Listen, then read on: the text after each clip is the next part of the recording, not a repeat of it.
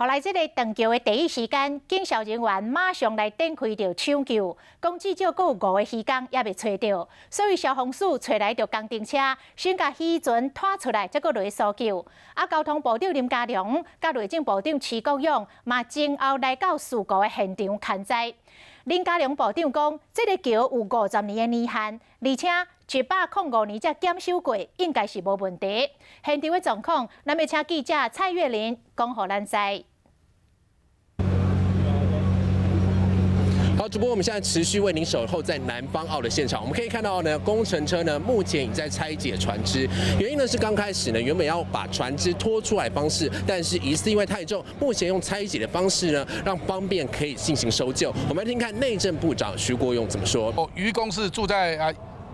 船上的，所以才发现就有一艘船是在下面的，所以就变有3艘，本来以为是1艘，后来甲板上就可以开始破坏这一些甲板下去救人的。那下去救人就可以确定到底人怎么样，那是不是有生命迹象或者扣扣扣的这些啊？那船东是说早上还有扣扣扣的声音，表示说可能应该还是有人。另外呢，也有人质疑呢，桥梁的检修是不是有问题，才导致这次米塔台风来袭呢，才导致桥断裂。不过林佳龙呢，交通部林佳龙也强调，105年已经检修过，107年也维修过了，所以桥梁应该是不会有的问题。我们听看林佳龙怎么说。航港局港务公司在105年的时候有一个委托县政府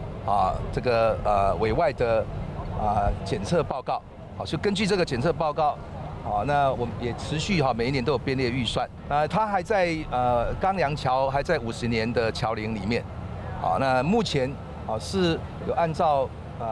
就是检测跟维管的要求。另外，我们可以看到，包括是内政部长徐国勇，还有交通部长林佳龙呢，都已经陆续来到现场。而我们现场也收到一个最新的状况，包括是总统蔡英文呢，也将到4点10分的时候来现场看待现场的状况。那以上就是现场情形，我们将现场还给主播。